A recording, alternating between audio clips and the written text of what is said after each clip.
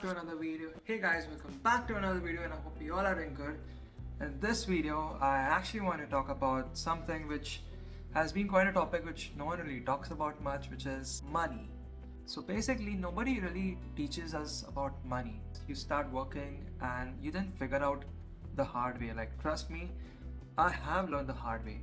So today, I actually want to share to you the 5 biggest money mistakes I made in my early 20s so you don't have to go to the same pain.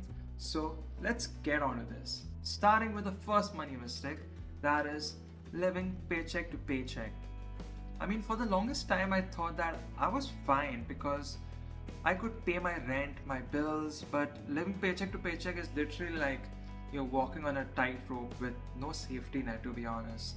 Let me give you an example. I once had a huge dental bill that I had to pay, which came out of nowhere, and I did not really have enough funds to take care of that.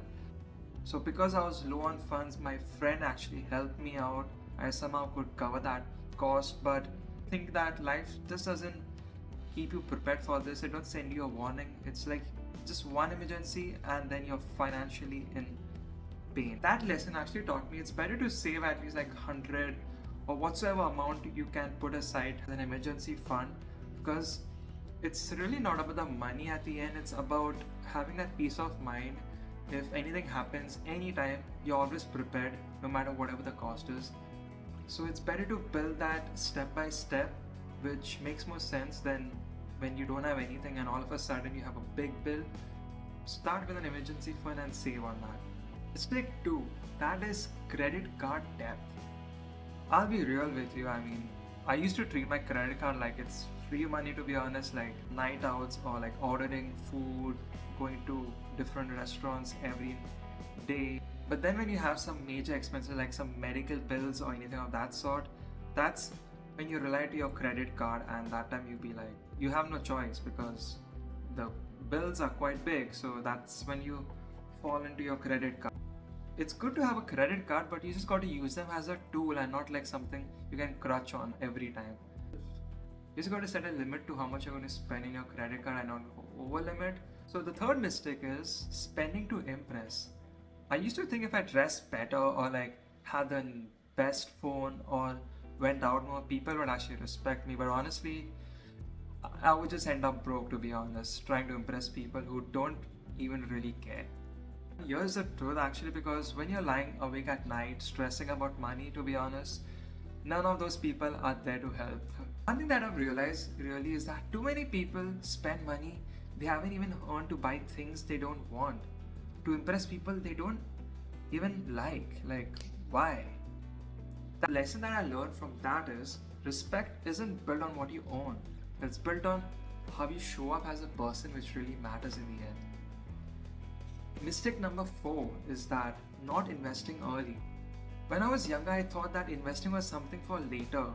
Like, I'll start investing when I make more money. But honestly, you just got to start with something small. No matter even if it's like $10 or like $50, you just got to start small, because as I said, you just got to build that momentum. Start small because that small amount will compound and it will eventually grow. So the lesson that I learned from this is that you just got to start now, like right now. $10 or like $20 or like $50 in index fund or in stocks, it will eventually grow due to the compound effect. Like, you got to water it every day in order for it to grow. If you don't water it every day, it won't grow. I mean, it's not like you pour a lot of water into the plant, right? You just pour a little so that it grows little by little. It's same with investing. So mistake number 5 is that not tracking my money. I had no idea where my money was going.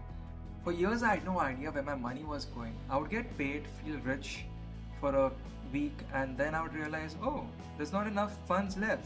That's when I realized the scariest part is that when I'm not able to cover certain expenses, like any uncalled expenses that come, like some medical bills, I realized that I didn't have enough funds to cover up those kind of expenses. It's all because I was not paying enough attention to where the money goes, because as they say, where your attention goes, there the money flows. So if you have attention on where your money is going, you know how much you're spending on so and so thing and you can budget it accordingly. So the lesson that I learned from this is that you actually always got to track your money, where it's going, where it's not going. It's all about having that control within yourself and your finances basically. Honestly, your 20s are full of lessons, and money is one of the biggest and the most toughest teachers that it will teach you.